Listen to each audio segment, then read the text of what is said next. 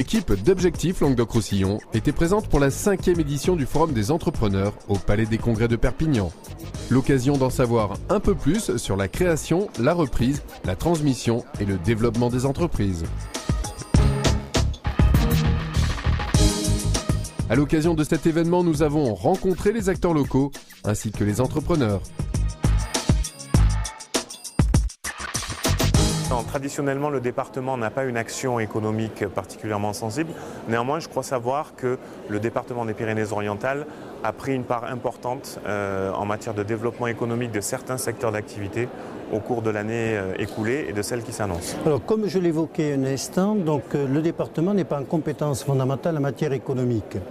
Toutefois, dans un contexte particulièrement difficile, donc au niveau national, tant sur le plan économique que sur le plan social, et avec les spécificités que nous connaissons plus particulièrement sur le plan social au niveau du département, l'institution départementale a souhaité s'investir pleinement dans le domaine de l'économie. Bon an, mal an, c'est près de 20-25 millions d'euros qui sont investis directement ou qui font l'objet d'aides finalement aux entreprises, tant à la création qu'à la restructuration ou au développement. Mais depuis maintenant pratiquement 2 ans, dont le Conseil général a souhaité mettre l'accent plus particulièrement sur des actions en matière sociale et contribuer avec efficacité, avec beaucoup de détermination au développement de l'économie sociale et solidaire. Et c'est notamment dans ce contexte-là, plus spécialement, qu'il est intervenu auprès de l'entreprise EcoCup, que nous avons donc évoquée il y a un instant. C'est une aide qui est intervenue d'abord au moment de la création, tout simplement parce que le projet nous paraissait très intéressant, particulièrement important, innovant, mais également parce qu'il s'inscrivait dans le cadre du développement écologique, dans le cadre de l'économie durable.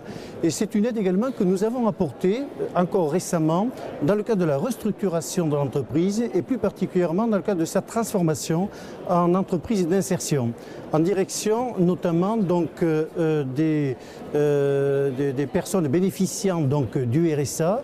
Et nous allons poursuivre sur cette voie. C'est une des particularités de l'action que nous envisageons de conduire dans le courant de l'année 2010. Vous avez évoqué l'exemple du développement durable, ou en tout cas de l'économie durable. Y a-t-il d'autres secteurs en particulier sur lesquels vous désirez vous impliquer? Alors, les besoins spécifiques sont des besoins d'abord en matière de conseil.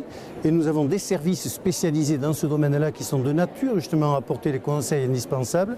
Mais ce sont aussi, il faut le reconnaître aussi, des aides financières. Car les services à créer ou les structures à mettre en œuvre sont génératrices quelquefois d'un coût beaucoup plus important. Et nous faisons des efforts particuliers dans ce domaine-là pour faciliter le développement de ces entreprises. Il y a des secteurs particuliers sur lesquels nous mettons l'accent. C'est le cas notamment de la logistique, qui est un des piliers fondamentaux de l'économie départementale. Mais évidemment, nous n'abandonnons pas le tourisme, qui est aussi un pilier conséquent, ainsi que l'agriculture d'ailleurs, au titre de laquelle nous apportons des aides importantes et conséquentes. Monsieur Buscato, quelle est un petit peu la réflexion qui vous a mené à la création d'EcoCup? Bon, disons que nous, tout d'abord, on est parti en entreprise en 2006, où en allant faire plusieurs festivals en Espagne, on avait vu ce concept de verre consigné. Et donc on s'est dit, pourquoi pas monter une association. On vient déjà d'un milieu associatif. Pendant 15 ans, on a fait des bodegas à la Ferre de Céré. Et donc on a dit, pourquoi pas mettre ce système en place par chez nous. On a été pour les ferrets de Céré, les ferrets de Couloure. Et la mayonnaise a pris très rapidement. Et là, on nous a dit qu'il fallait faire attention quand même, qu'on n'était plus en milieu associatif et qu'il fallait monter en entreprise. À l'occasion de la création d'EcoCup, y a-t-il eu des besoins en termes de financement et d'investissement sur lesquels vous avez été accompagné? Eh bien, nous, on avait besoin vraiment de machines performantes, que ce soit pour laver les verres, pour sécher les verres, et de personnel.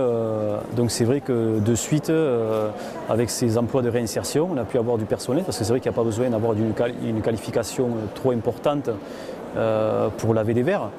Et donc c'est vrai qu'avec ces emplois de réinsertion, on a de suite eu des personnes qui pouvaient s'intégrer dans ce système. Et après, par les subventions, vraiment les machines, on a inventé une machine à sécher les verres, qui n'existait pas avant, parce que c'est des verres en plastique et c'est très dur à sécher. Donc tout ça, ça a un coût quand même assez important, que ce soit les machines à laver, parce que c'est les machines à laver que vous avez dans les cantines scolaires. qui sont aux normes européennes avec les produits de lavage et les produits de rinçage.